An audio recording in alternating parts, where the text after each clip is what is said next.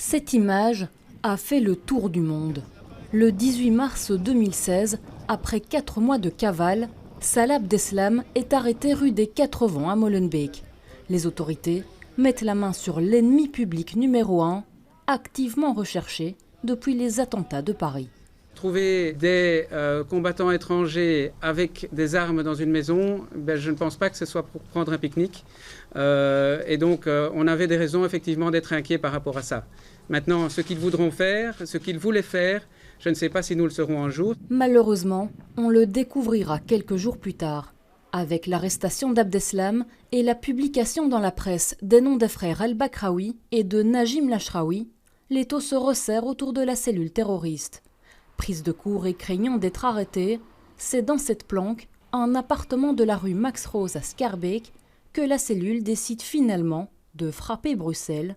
Najim Lachraoui, dans un message audio retrouvé par les enquêteurs. La situation est telle qu'on ne peut plus retarder quoi que ce soit. On a décidé de travailler, Inch'Allah, demain, mardi 22 mars en matinée. Parce qu'on n'a plus de planque de sécurité, tout le monde est cramé, toutes les photos sont sorties. Mais louange à Dieu, Allah nous a permis de faire plus de 100 kilos de TATP. Le lendemain, ils mettent leur plan à exécution. 22 mars, 7h58. Une première bombe explose dans le hall des départs de Brussels Airport. 11 secondes après, une deuxième explosion. Sur place, le chaos est total. 16 personnes sont tuées, des centaines d'autres gravement blessées. L'ambulance, c'est où ça? 3 hommes sont repérés par les caméras de surveillance.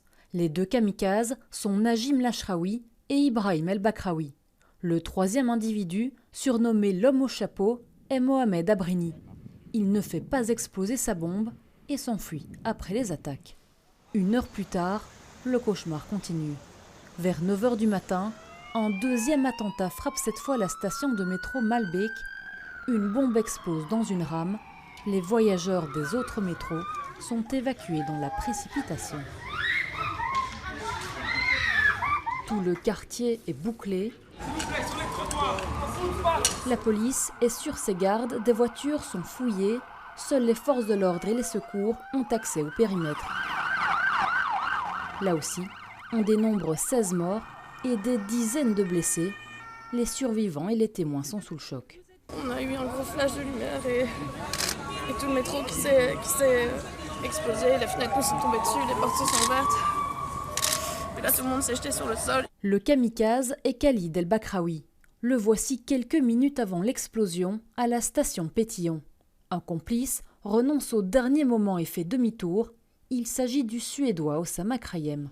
Le lendemain des attaques, frappé par les pires attentats de son histoire, la Belgique, meurtrie, rend hommage aux victimes. Place de la Bourse, dans le centre de la capitale, des milliers de personnes se recueillent. C'est l'impuissance, quoi. Donc le fait qu'on ne sait rien faire, non, tout ce qu'on peut faire, c'est descendre dans la rue, être présent et pas se cacher. On n'a jamais vu ça. On ne veut pas ça dans notre pays. On veut la paix, la solidarité. Le procès des attentats du 22 mars débute ce lundi. 10 hommes sont accusés. Osama Krayem et Mohamed Abrini, arrêtés 2 semaines après les attaques, mais aussi Salah Abdeslam ou encore Oussama Attar, présumé mort en Syrie et suspecté d'être le commanditaire des attentats. Les autres sont soupçonnés d'avoir aidé les terroristes dans les préparatifs. Parmi eux, 8 sont bruxellois. Le procès, historique, devrait durer entre 6 et 9 mois.